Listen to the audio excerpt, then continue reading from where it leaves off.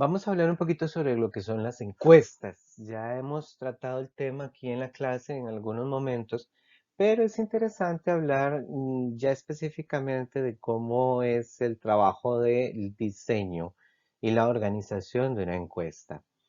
Todos estamos expuestos de vez en cuando a que nos hagan una encuesta o a llenar una encuesta y vemos en la encuesta un método muy sencillo, muy fácil de obtener información, pero cuando tenemos que organizar nosotros el instrumento, diseñarlo, redactar las preguntas, ahí es donde la cosa comienza a tornarse diferente.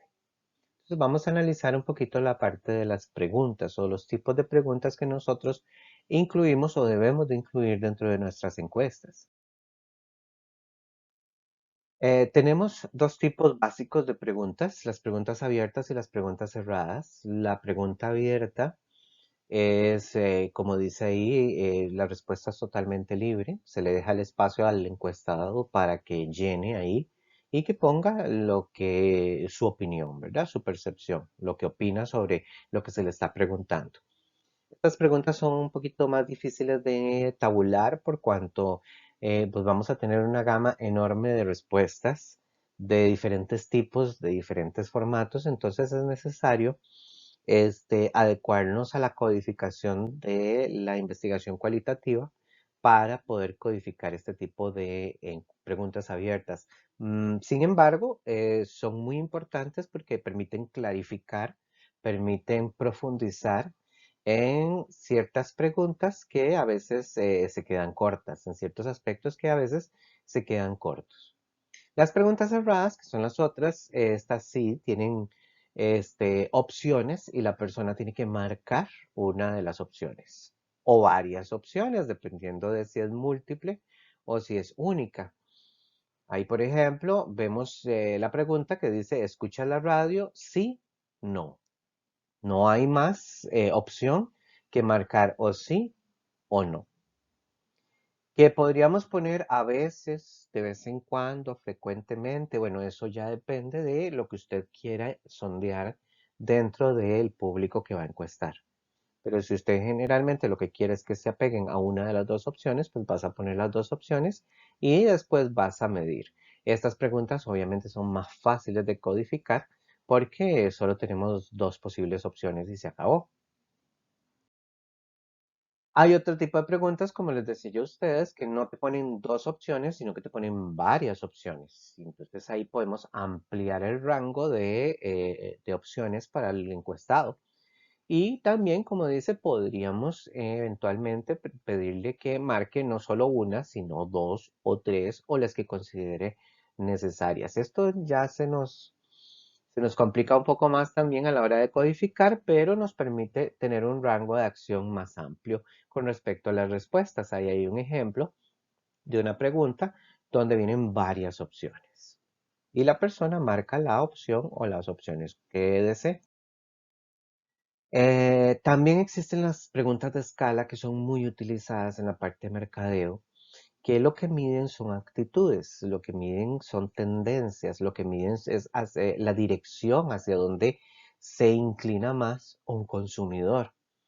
Y tenemos, por ejemplo, en la de arriba, que es la escala de Likert, que es cuando nosotros le ponemos a la persona una proposición y le ponemos esa escala que va de acuerdo a desacuerdo. Y le pedimos a la persona que se acomode en la escala dependiendo del nivel, el rango, la dirección y la intención y la intensidad que tenga con respecto a si comparte, si está de acuerdo o está en desacuerdo con la proposición que le estamos poniendo. Entonces, por ejemplo, le podemos decir, la Coca-Cola es refrescante.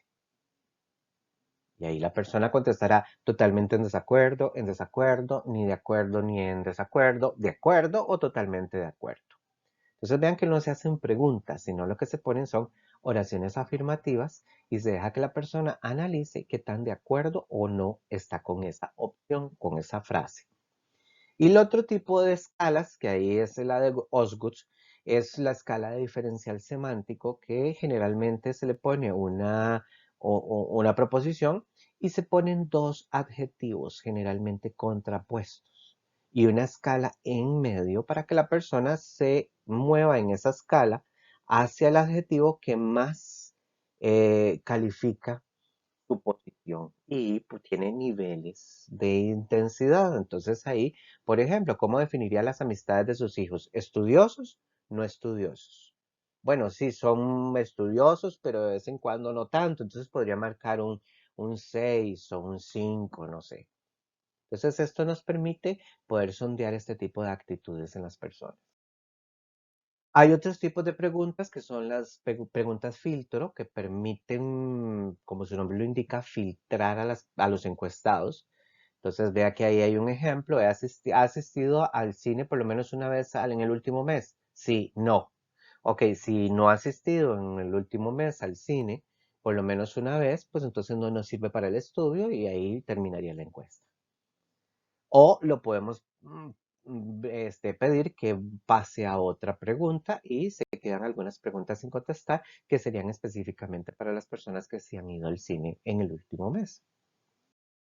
Y las preguntas de identificación son precisamente, no sé, localidad donde vive, género, edad, nivel socioeconómico, nivel educativo. Estas preguntas, si se van a utilizar, se ponen. Si no se van a utilizar, pues no tiene razón de ser ponerlas yo en una encuesta. ¿Para qué se utilizan? Para poder generar cruces de variables. Entonces, si yo, por ejemplo, quiero saber qué opinan en la pregunta 7 los hombres y las mujeres, entonces yo voy a poner que marquen el género para yo poder después dividir las preguntas de hombres y las preguntas de mujeres y tabular esa pregunta 7 para poder hacer un comparativo. Entonces, para eso es que me sirven a mí las preguntas de identificación.